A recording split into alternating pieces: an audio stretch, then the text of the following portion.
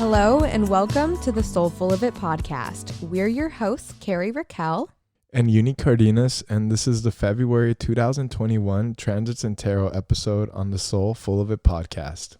If you enjoy this episode, please remember to go give us a 5-star rating on iTunes and share it out with your networks. Okay, let's jump into it. Let's go. Welcome, welcome. It's good to be back. Happy February. Happy Aquarius season. Woo! Yeah, said the Aquarian. I know. I'm just so stoked because it is my season after all. It's the Aquarius year. Yeah. For sure. So to get us started this month, just a few quick announcements. We only have a couple birthdays this month. First off being our former co-host, Andreas. Happy birthday. Have a beautiful birthday, Andreas. Also our former guest, Julia Bray. Oh, yeah. Happy birthday. Yunii as well, our co-host here. Yep. It's my birthday, and it's also my little sister's birthday. Shout out to Natalie. Yay. And my coworker Jay, happy birthday. To our other Aquarius and Pisces folks, if you're listening and your birthday is in this season, happy birthday from us to you. Mm-hmm.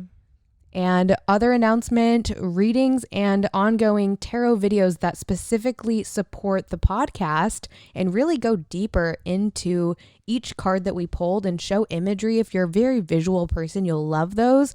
Yunii, you're still doing those on your page as well, right? Yeah, definitely doing those, and also in the process of offering dream readings as well. And those are really informative as well. So check them out if you get the chance. And customized and virtual options for folks who are not located in Oregon where we are. Exactly. Accessibility is key. Especially in Aquarius season/year. And from there, Yunii, do you want to introduce the cards that we pulled for the month and tell us a little bit about them? Yeah, so I pulled 4 cards for this month, looking at what is here right now. We're starting with the 3 of Wands, and we've pulled this card before, but I think it's just such a beautiful card to be working with in this current situation because it's almost like walking into that threshold. You're looking out into the horizon. On the classic Rider-Waite, you have this character just really standing on top of a cliff looking down at the ocean, and he's got his wands in hands, and those wands are representative of his hopes, his dreams, his ambitions to make things happen. And now we are at the point that we cannot go back. We must keep moving forward, and that's the most important piece of that. So how can we really fuel our passions and look to the horizon, to our new colleagues, allies, and friends that are going to help elevate us as we really come into this synergy with all this energy that's working in and around us and through us. And looking at it, that's the fucking magician, bro. Yeah, it kind of does look like him, isn't it? Yeah, like for sure. And he's out in the world now. He's no longer sitting at his little show table showing his like fancy tricks. He's out in the world. And that's almost like how we need to embody this search, this quest to further our knowledge. Because, yeah, we've gained a lot this past year, but how do we incorporate that while also seeking new knowledge? And again, bring it back to that Hierophant energy for the year, which is all about how it is that we really bow to our own wisdom. And secondly, we had what was underneath that on the subconscious level, and we had the High Priestess. And the High Priestess, when you look at this card, it's got this figure of a woman sitting on her throne. She's in between 2 pillars, one black and one white, and they represent the duality of life, the masculine and feminine aspects. And behind her is the veil, or I like to think sometimes that it's in front of her. She is like the veiled Isis in Egyptian tarot, and she holds the scroll with the Torah, which is the book of law.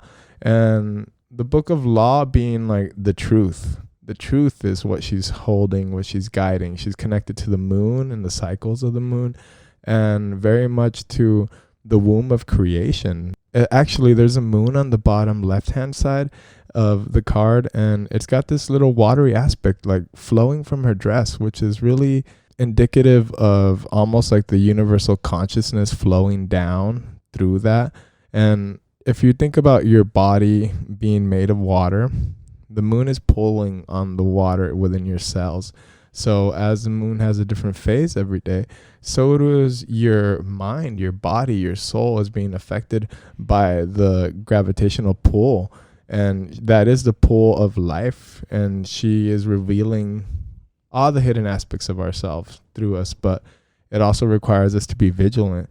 How do we allow those thoughts and things to take space in our mind? And how do we choose to purify them so that they can manifest in our external reality a little bit quicker, better, faster, more aligned?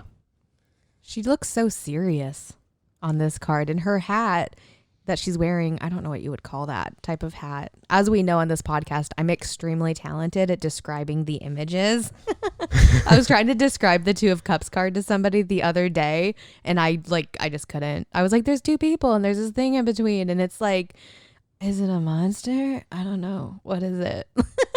If you have your deck nearby, you should check out the Two of Cups, and you message me. What the fuck is that? I don't know. I do not know. But her hat, back to the card, on the High Priestess is really cool looking. It kind of looks like a person with their hands out, like excited. And then you look at her face and she's like, not that excited. Well, because she's like holding the truth. She knows the truth. And that hat has a name. What is it? Sadly, I do not know, but it's a name. Because I'm not really knowledgeable in Egyptian attire, but it's beautiful. I love it. It's got a presence. Yeah, it's like a queen. She's obviously like holding that moon up in her head. So she's got that knowledge and intuition of the moon that's supporting her. And look at her. When I look at that like veil behind her, it's like, that's everything that you've ever wanted manifesting behind that veil. It looks like pineapples to me, and I'm pretty sure that's everything I ever wanted. I mean, it's what I want. We need some pineapples up in here. They are my favorite apples. Oh my God. Yes. Relatable. So good. What else do we got? And then for the next card, which was what is here to support us in that process, we have the Two of Pentacles. And the Two of Pentacles in the Rider-Waite has this, I don't know, this like jester looking fellow, and he's juggling these two pentacles in his hands. And in the background, you see these waves that are carrying these boats on them. And it's almost like a reminder of the juggle of energy that we are going through day in and day out. There's also an infinity loop when you look at it. So it makes me really think of how much time are we setting aside for our own personal development and growth, and what are we juggling? Like, are we making sure that we're taking time to work on the real things, or are we getting distracted along the way? Those waves in the back also, again, remind us of like the wave-like nature of life. We have these constant ups and downs, and how do we keep that balance and equilibrium within ourselves so that we can shift with the shifting ground and not fall over? And his hat is also really big. And I obviously am super excited about hats today. Clearly. Somebody get me a hat. But with this specific image, I was thinking about it and I was wondering, like, dude, why is your hat so big? Low key looks like a red condom. I mean, come on. Oh my God. Little bit. But then I thought maybe his hat is so big because his ego is present when he's trying to decide between two things.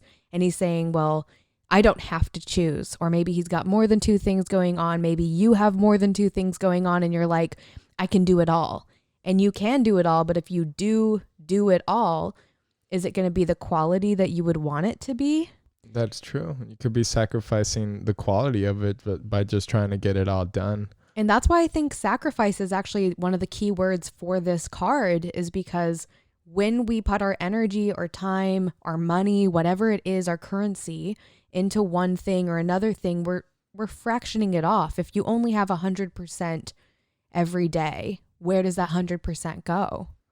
It's true. And in a sense, that's making that investment in yourself. And if you want to think of the pentacles as being connected to wealth, and that really is like the wealth of life, is what is it that you value the most, and whatever you're spending the most amount of time with, that's clearly what you value the most. Yeah, it's input and output. And I also feel like this is just one of my favorite cards. I try not to be biased, but Two of Pentacles is a lifelong card for me. Maybe it's because I'm a Gemini rising. Maybe you can relate to that, Yunii, because you're a Gemini rising. Yeah. And so there is this duality that's always present where I'm like, I'm going to do that and this and this. And then the universe is like, technical difficulties. Or like, you're actually going to do neither of them because now you're just trying too hard. Exactly. I'm excited to dive more into this one and weave it into the transits because I think it is very present in the astrology of the month as well. It's going to be fun. And last, but surely not least, it's funny because it's like the last card in the major arcana. Yeah, so true. It's the world. And the world, when you look at it, I don't know why it always makes me think of like a casino, like jack slot. Like I just won the jackpot, and you're like, you got your little sticks. It's like above and below, everything is like happening. You're like stepping into this refined version of yourself, almost moving through that final doorway. And now you have the fixed signs of astrology, which is Aquarius, the man, and Scorpio, the ego, Taurus, the bull, and Leo, the lion, on these clouds with you to show you just the supportive energy that's always there, this limitless energy and potential that's there for you to grasp, to hold, to really step into. And it's almost like you get a second chance at coming into the world with this newfound knowledge of everything that you've gained so far in your soul evolution. And you get to bring that with you so that the next go around, you are going to be moving through the exact same stages, but a little bit more gracefully. And we can all use a little more grace. Yes, absolutely. I wrote down in my notes for this that this is a card that's about results, not about reaction. And with endings, we have to also tend to the fact that when something ends, when something comes to fruition or culmination, like you graduate or a relationship falls apart, which maybe isn't as exciting, right? Depending on, maybe you want it to fall apart. I don't know. But when something ends, even if it was a good thing that it ended, it's okay to like grieve that it was there and it's gone and it's changed and it's transformed. And I think often we get the card, the world in readings, and we talk about it like, woo, it's the best thing ever. And it does feel like you won the lottery. It feels like that jackpot. But at the same time, a lot of people get this card in a reading and are like, oh, but what was, and like, it's gone now and I'm ready to move forward. I'm ready to make space for something new, but like, I need a moment just to like remember that it was there. Yeah, I totally agree with that. And I also like to think of it almost like the illumination. Like now it's been made clear to you that a change is needed, or that you've shifted now dramatically in your persona and you can't go back to operating from this lower octave. And yeah, there's going to be a grieving period in that because obviously you can't take all of those pieces with you, but they were helpful along the way. And I like to think of every ending as a new initiation into something better.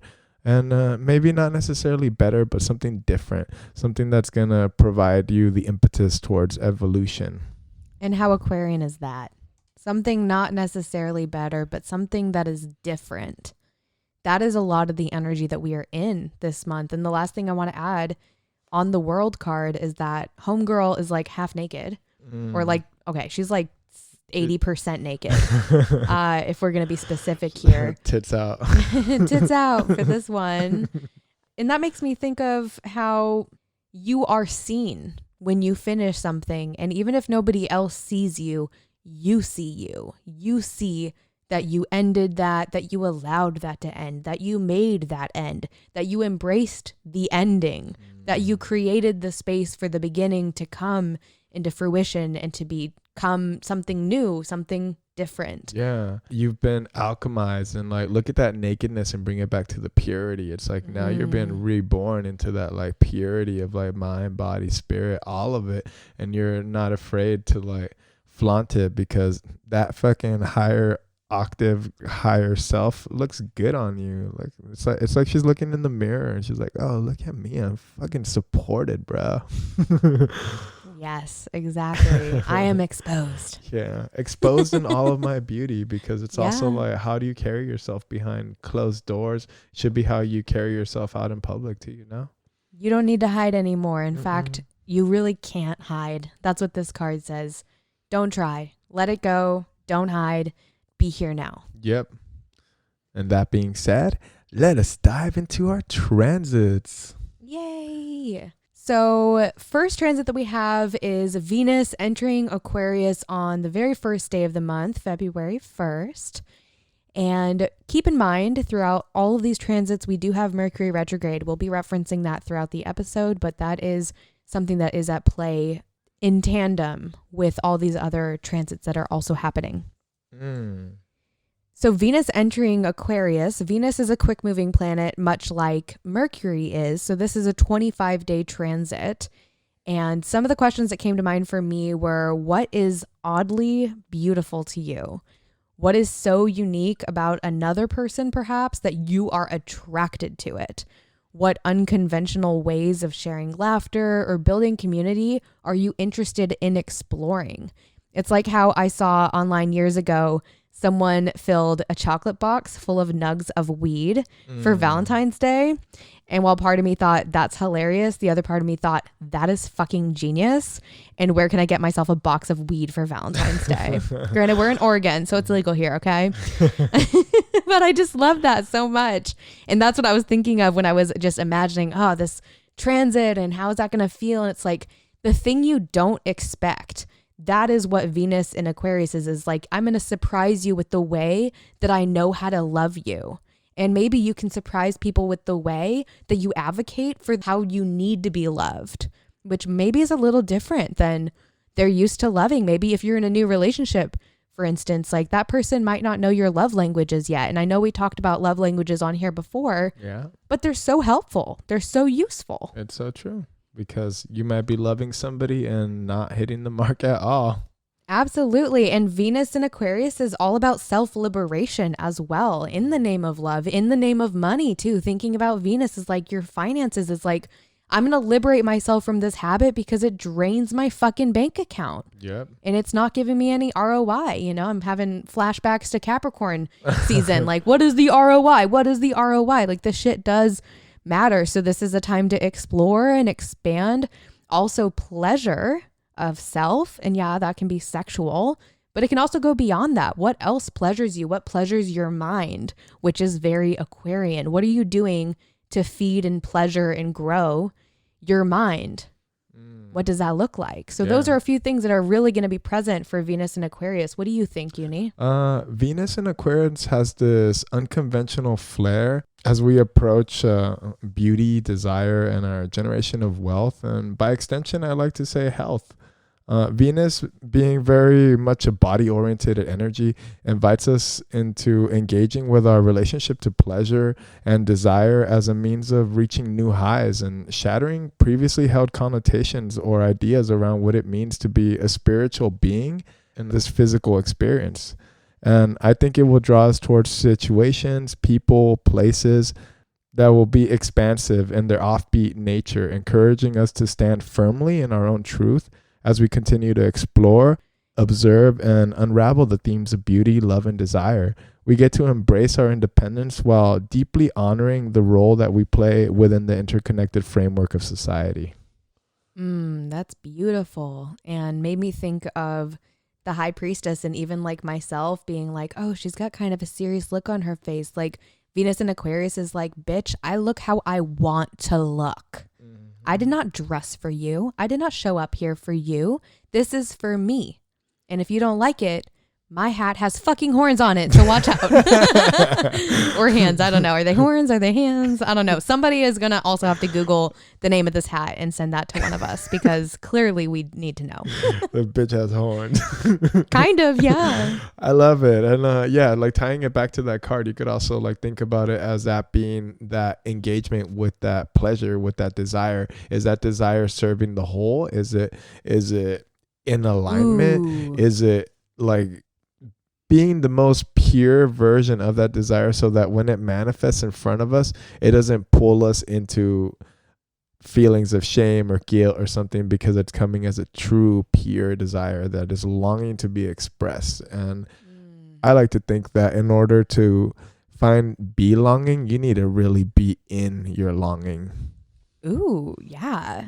I like that. Unless you're short, in which case you should be in your shorting. Shut the fuck up. Is that like boarding but for a shorty? Hey, I'm like 5'2", so let's make this accessible, right? Do it. Put it on the bottom shelf, please. Oh my goodness. The last thing I want to say about this transit in general is like Venus in Aquarius, back to the body stuff that you were saying, like your body image, how you're working with, your body is changing every single day.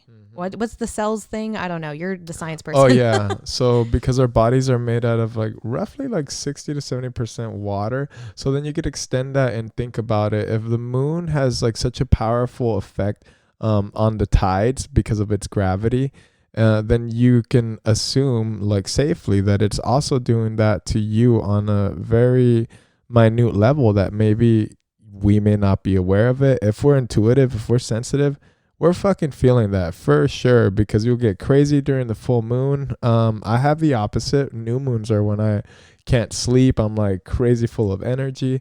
And it just comes to show us that we're waning and waxing just like all the phases of the moon. So literally every single day you get to explore and reveal some of those aspects of you. And then even looking at those pillars, you have like a black and white one. It's almost like the light and dark side of the moon. Yeah, and it does. It affects our physical bodies, and our bodies hold memories of things that our minds cannot. That's something I was reading recently.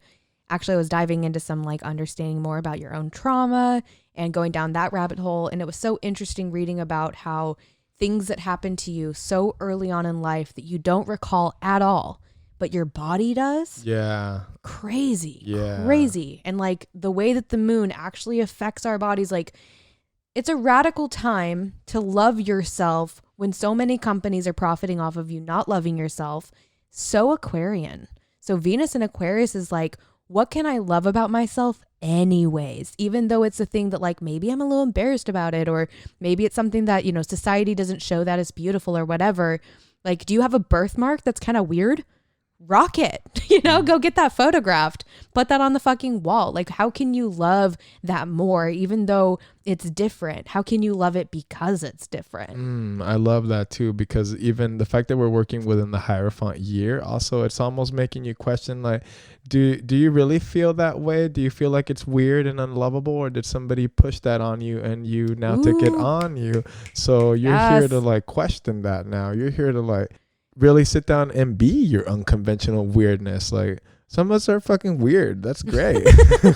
We need the weird people. Like, it keeps life interesting. If nobody was weird, it would just be fucking boring. I know. Damn. Jeez, I love that. So that's where we're starting this month. We're going from there. We have an aspect that Venus is going to make. It's going to be right on top of, in conjunction with Saturn in Aquarius on Friday the 5th. So in that very first week of February. And a question I wrote for that is it love, or is it the allure of stability in a wildly unstable world? I love that. I think it's so true. Like, Venus coming into contact with Saturn is like, wait, why am I choosing this? Why am I staying in this job? Is it because, I do love this job, or is it just because it's paying my bills and I'm living in fear and doubt that I just can't find anything better?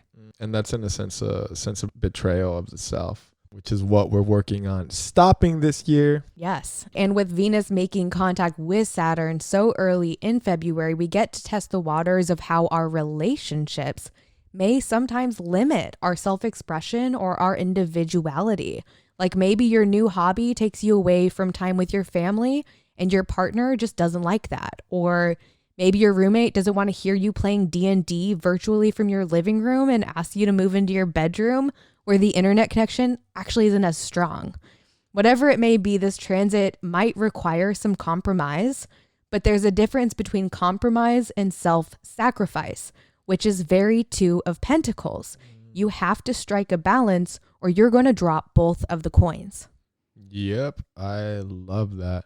So this aspect for me, it has the flavors of the previous aspect by you're introducing the element of realness into the mix.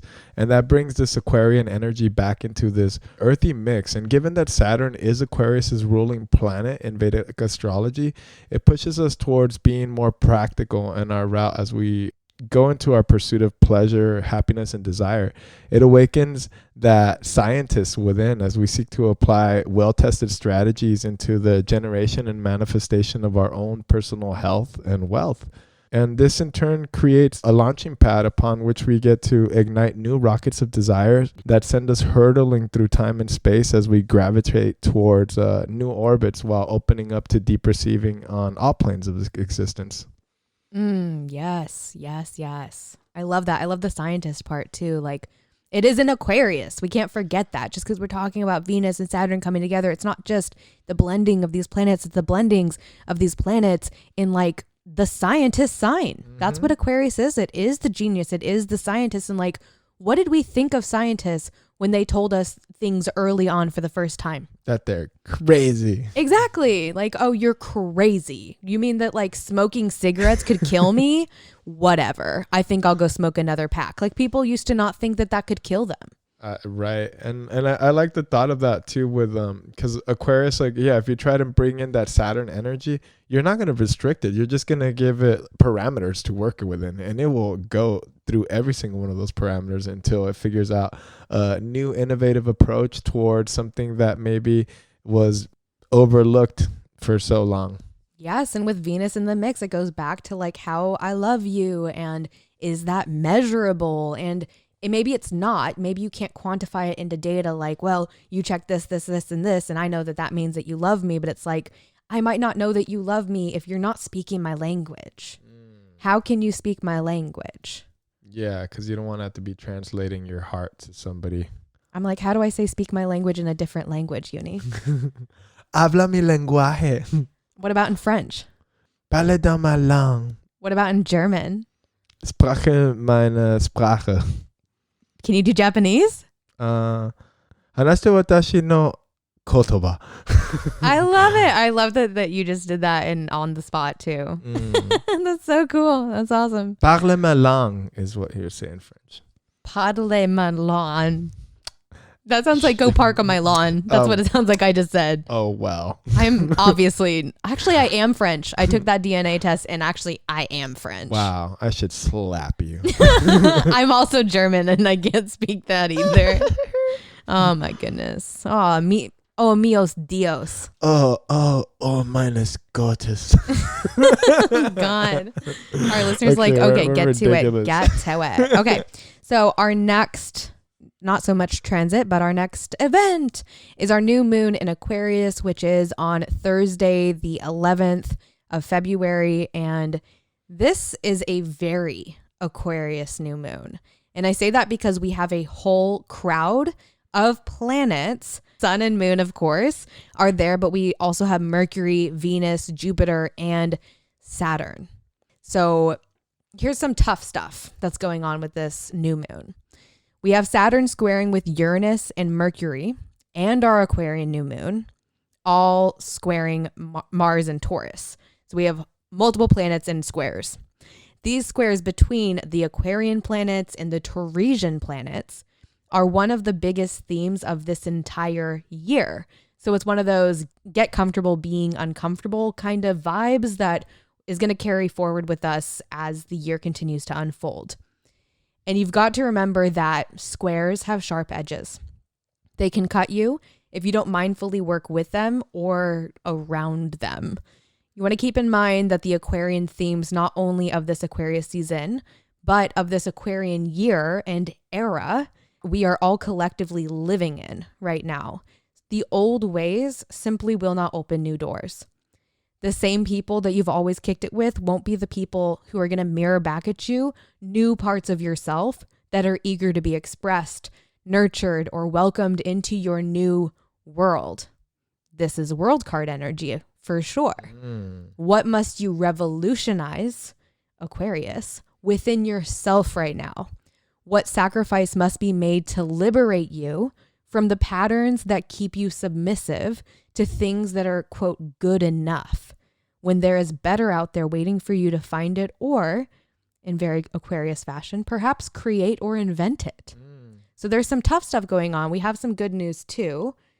But before I chat about that, I want to hear some info that you got on this, Yunii. Wow, that's a lot. Firstly, that made me think of how sometimes we kind of lowball ourselves when it comes to our desires, which makes me go back to the high priestess, because when we're not fully initiated and activated within it, we're not gonna know our worth as far as our desires. And like, our desires obviously put us in contact with new experiences that are meant to evolve us. And it also brings me back to that Two of Pentacles as well, because how are we shortchanging ourselves? Like, if we are really in our knowing and our worth, and we know our value, and we're able to take on the things that are going to increase our soul capita. That being said, as far as the new moons are powerful. I personally have an affinity towards all things dark in nature. So it would come to no surprise that I do some of my most potent ritual work in and around the new moon. The new moon is a portal through which we interact with the void. That is to say, with nothing. And nothing grabs my attention quite like the void, for there are one and the same. Nothing. Nothing and yet everything all at Yeah, once. the only thing that can satisfy me is nothing. And I love that, because I feel that in Western philosophy and mystic systems, we don't place as much emphasis around the concept of nothing. But there is this dark interstitial space where the magic truly happens. Venus and Jupiter in a conjunction in Aquarius is such a supportive energy that wants to take aim and shoot for our heart's greatest desire, knowing damn well that even if we miss or are redirected in the course, we'll be making contact with some bright and brilliant aspect of ourselves. This is a perfect time to till the earth, to sow the seeds that will grow into the trees that will fuel the fires of our desires, casting light upon our heart's deepest yearning. All of this information are light codes that are being downloaded into our body and our mind, which penetrates the soul. And in that way, we are reborn from the darkness into the light, which is probably why I have such an affinity for these dark spaces. So bring on these new moons. Well, when it's the new moon, it's the easiest time to see a sky full of stars, because there's no big illuminated moon soaking up all of the light. Yeah, and it also makes me think it's the perfect time to tap into that star energy as well. Our guiding stars. We are the guiding star. We are the compass. We are all but stardust. And I love what you're saying about Venus and Jupiter. They are fused together. And of course, I love this. They're exactly at 12 degrees, which is my number. But of course, a new moon, the sun and the moon together, they're fused together. So we have 4 planets that are being fused together in 2 different ways, accompanied by Saturn, who's there, Mercury, who's there. Like I said, this is the most Aquarian new moon that you can get, honestly. You don't get much more Aquarian than this. I mean, when Pluto moves in, but by then, Saturn and Jupiter will be gone. So you won't get any more Aquarian than this. Simply, you will not, which is awesome and special. And Venus and Jupiter coming together, whenever planets make contact like that, it initiates a new beginning, a new cycle, just like new moons always do. We get a new cycle every month with the new moon. We're also getting a new cycle in relationship to our pleasure and our expansion. So with this new moon, it's saying, how can you expand your pleasure? Ask for what you want. And ask for it clearly, because you don't want a half-assed cup to be handed to you. And if you want sparkly stuff on your cup, get the sparkly cup. Ask God for it. Ask the universe. Ask Saturn. Ask Saturn. I mean, Saturn is the dad. So I'm like, Dad, can I please have all these things that I want? And Dad goes, do the work, bitch.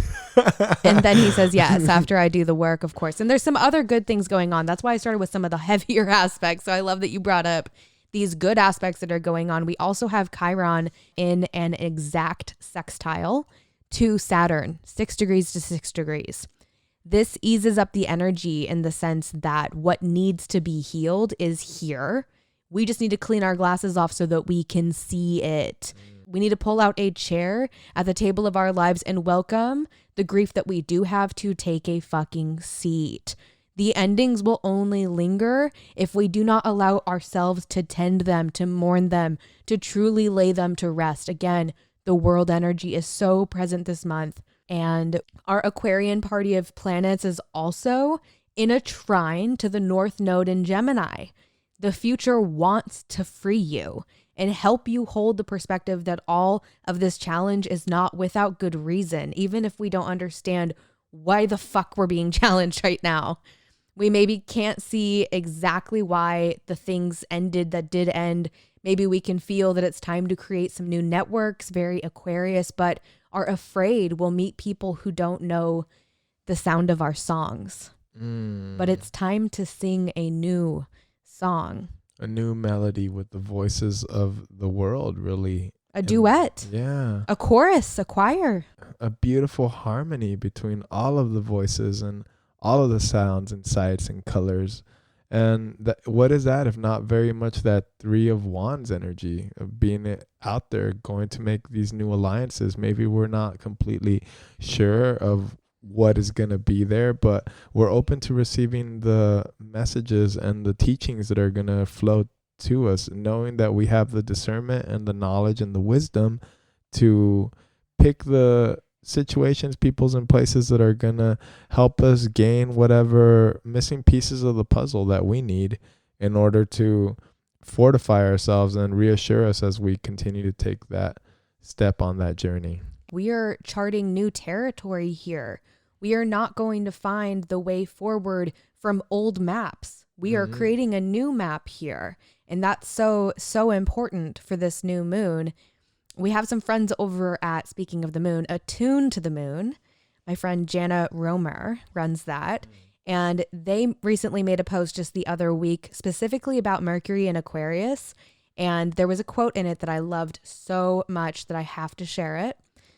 They said, Mercury in Aquarius is not about rebooting old thoughts, but downloading completely new programs, which is also Hierophant energy. Yep. So, and with Mercury retrograde again, that's also influencing this new moon. What new programs are ready to come through your channel? How can you clear your channel of the noise, the addictive behaviors, or the doubt that can deter those messages from being heard?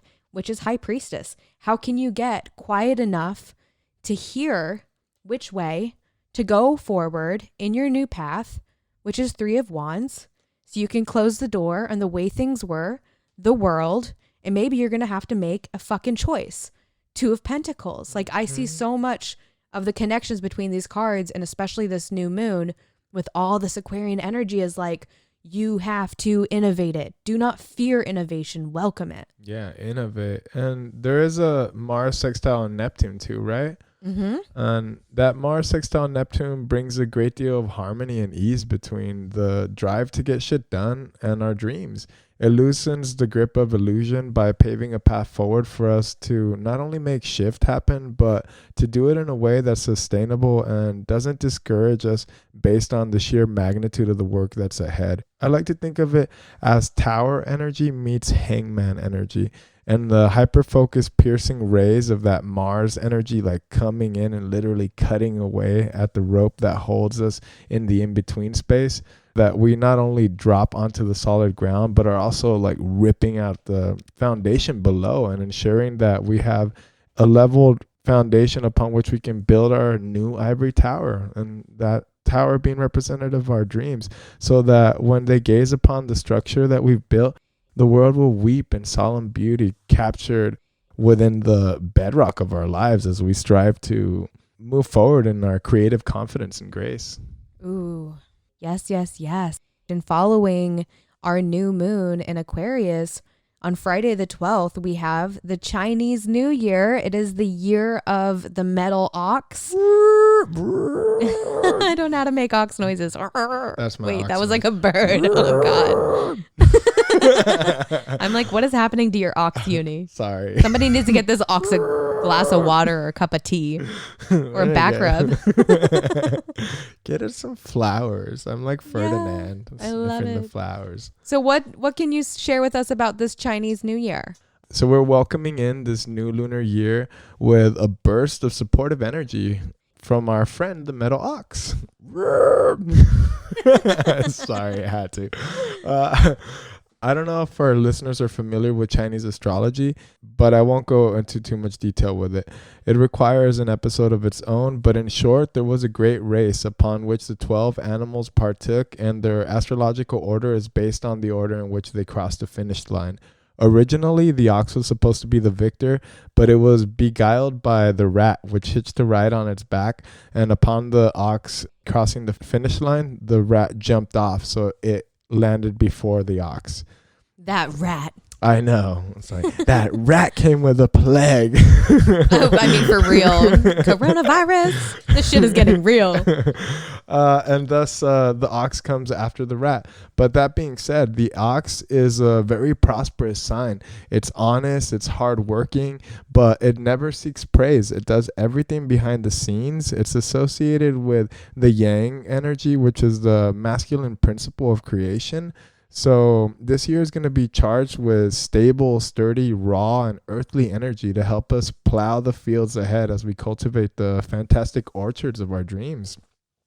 And metal, being in the element of metal, metal is one of the 5 whooshing elements that make up the elemental wheel in Eastern traditions and holds the elemental properties that are akin to those of the planet Saturn. So practicality is a heavy keynote of this lunar cycle year.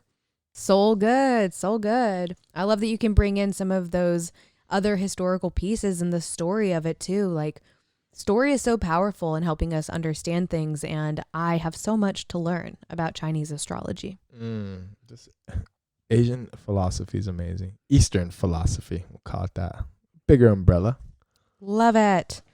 So following the Chinese New Year starting off, our new moon in Aquarius, we have Valentine's Day on Sunday the 14th, of course. And then that week as well, we have Ash Wednesday on the 17th. On Valentine's Day, which, I mean, we could go into that on a different episode. Kind of a pagan holiday, kind of maybe not. Saint Valentino, or Saint Valentine. There's like 3 or 4 different Saint Valentines. They don't really know the actual exact story. Yeah, and to me it has kind of Greek vibes too. I'm like, oh, shooting arrows, wasn't that Cupid? Yeah, right? It's like all of them. Absolutely. So on that day, Valentine's Day, we do have Mercury and Jupiter in a conjunction. And I love that all these planets that are traveling through Aquarius, just like we had the great conjunction of Jupiter and Saturn coming together on the winter solstice back in December. That rhymed. Just like that, we're having all these different planets come into contact with Jupiter, initiating new cycles. So Mercury initiating this new cycle with Jupiter is like, free your mind and the rest will follow. You know that song? It's that 100%. Like, how can you free your mind? How can you think beyond? How can you speak your desired expansion? How can you imagine the expansions that you want that could shapeshift into something very unique or very Aquarian? Yeah, I feel like it's going to lessen the heaviness of the retrograde aspect and give us this magnetizing quality to our ability to review, reflect, and refract the mental structures that we are working with, from the narratives to our communication styles, giving us some of that extra oomph to rip apart the electron bonds that bind us to those ideas, and to create this opportunity for us to go beyond the confines of our current understanding of self as we peel back the membrane of our ignorance and look deep into the minutia of truth that lies beneath the connective tissue of our lives. So beautiful. Wow. Also so body oriented, all these Venus themes going on this month. And of course it's Valentine's Day. So that's very relevant. And like I said, following that on Wednesday, the 17th, we have Ash Wednesday. And that day also has Saturn square Uranus, which is just continually in motion this whole year. And I actually dive into that pretty well with Nura on the astrology of 2021 astrological overview for the entire year. So I'd reference that episode to get more insight on that. But I wanted to mention Ash Wednesday. I think it's interesting. It's a Christian holiday. I don't celebrate it. I never have. I'm one of those people that whenever people I was a barista for years, they'd come in with ash on their face and I'd be like, you have something on your face. I just didn't get it. I never did for some reason. But I do think it's interesting that it is known as a day of prayer, and it's a day for fasting often as well.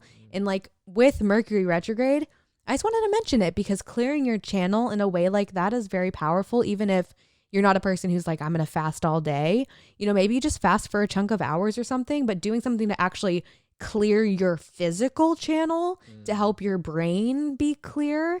That's something that's super interesting about Ash Wednesday, aligning with the Mercury retrograde period.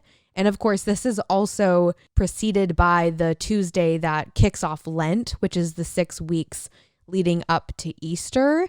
And so that's another thing that I know some people might be anticipating or celebrating and participating in.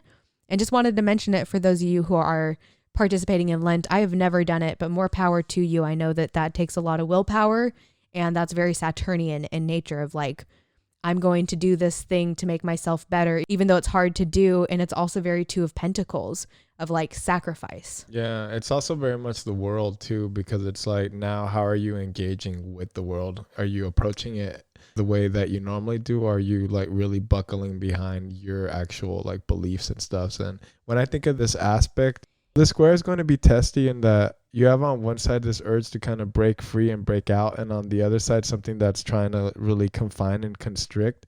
And isn't like Ash Wednesday symbolic of that, of letting something that we love, giving it forward as a sacrificial offering in order to gain something later? In this case, purification of our sins. Yes. Yes, you sinners. I'm a sinner. I know, I'm a sinner too. That's okay. It's not so bad. Never again. You know who's not a sinner? Who? Pisces. And Pisces season starts on the 18th, which is also your birthday. Happy birthday to me. Happy birthday. The Pisces. You're on the cusp like hella. The sinner. The sinner. Pisces are like, we are not sin-free. Sinner, chicken dinner. They're just so intuitive. They're compassionate. They're creative.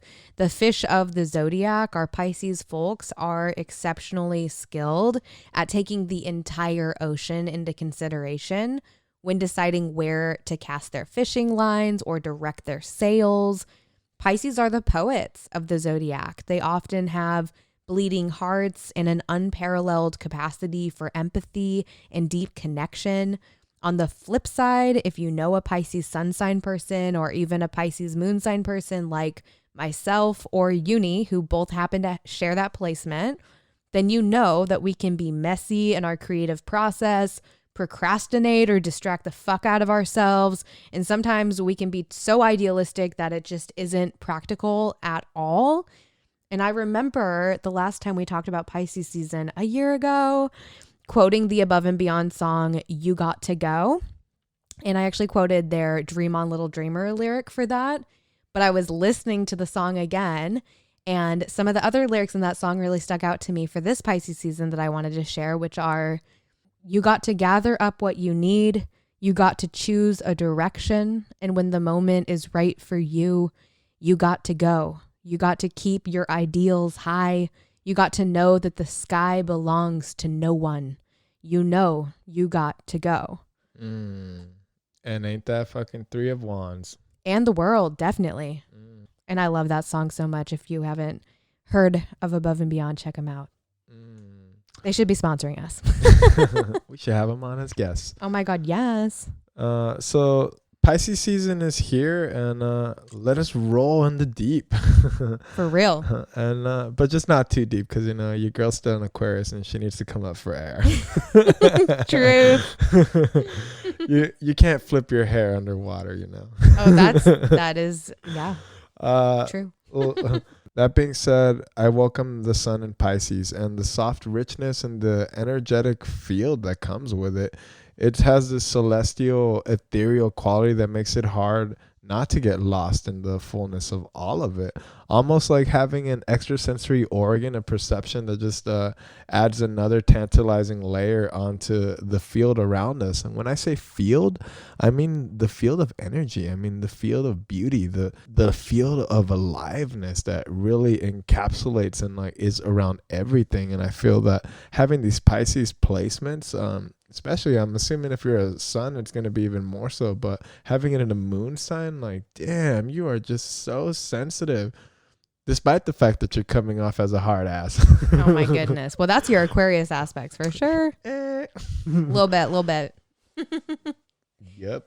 Pisces season is a beautiful time, and I welcome it as well. It's a great transition from Aquarius being so focused on the mental and moving into the emotional. I love that shift of air to water specifically for that, because when we're thinking and thinking all the time, we can get lost and miss out on like our body's telling us like, hey, we don't want to be here anymore, actually. But your brain's like, I have to be here. I work here, or whatever it is, you know, but your body sometimes will tell you things that your brain cannot. And Pisces season is really helping us to recalibrate both the thoughts and the feelings into one being.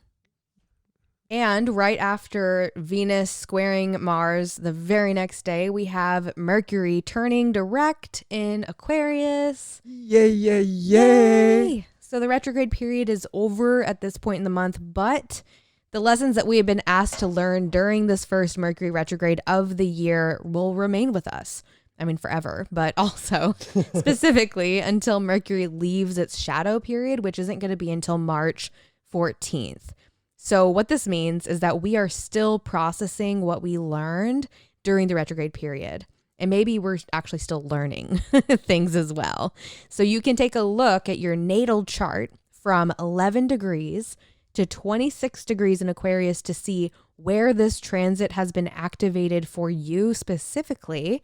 And as with all Mercury retrograde periods, including the shadow period, I recommend meditating on it, limiting input from others, the news, media in general, and just being patient with yourself as you integrate what these last 3 weeks have given you to ponder. I love that. And this Mercury going direct in Aquarius it's expansive in terms of our bandwidth and our capacity to hold and form and relay information on both the macro and the micro. And we're being offered this beautiful opportunity to really expand ourselves past the borders of our everyday communication. We can harness this and build bridges between seemingly mutually unintelligible subsets of people by cultivating a lingua franca of the soul that is based on a framework of love, respect, and vulnerability.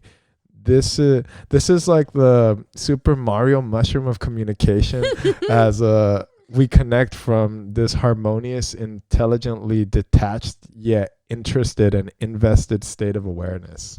Ooh, I love that. And I love me some Mario Kart because let's be honest, it's one of the only games I was actually good at. I'm not a gamer. I never was. I tried to be. I really did. But I just didn't have the skill set. We're bulking up our communication, bro. That's right. Things are moving forward. You can sign that contract now if you want to. It's time to move those thoughts and ideas forward. But just be aware that it doesn't mean it's over, because where Mercury traveled back, now it has to travel forward, which is why we're in the shadow period. But from there, on Thursday, the 25th, we have Venus entering Pisces. Remember, I did say it was only 25 days. So, oh my goodness. It's time to move into Pisces, and this is art, possibilities. This is sending 100 heart eye emojis. Venus in Pisces is a daydream of what could be. It's a phenomenal transit for creating and expressing through art, whether that's cooking or painting or drawing or writing or weightlifting, whatever your art is. Like, this is the time to go explore that. And the shadow of this transit is just to be wary that there can be a tendency to overlook red flags, because with rose-colored glasses on, they look pink and inviting. They're just flags. Exactly. They're just flags. Not everything is as it seems, and also not everything is as it feels. So be cautious of sweet talkers who never deliver. And remember that setting boundaries is not only necessary, it is a key ingredient to building and maintaining sustainable relationships, both platonic and intimate. Yep. Venus enters Pisces. Unrealistic? Maybe. Profound? Most definitely. As this transit wants to blend our soul's urge to connect along with our desire for passion in both seen and unseen ways. This can also be tricky energy to work with, I feel. In my Vedic astrology, I have this placement, and it sure as hell has caused some collateral damage as I've fallen head over heels for some good old-fashioned cheap thrills and shrills. Oh my goodness, so true. And my tropical Venus placement doesn't make much better than that one as well, but at least I can use that knowing to help me differentiate between, let's say, fact and fiction. Yes.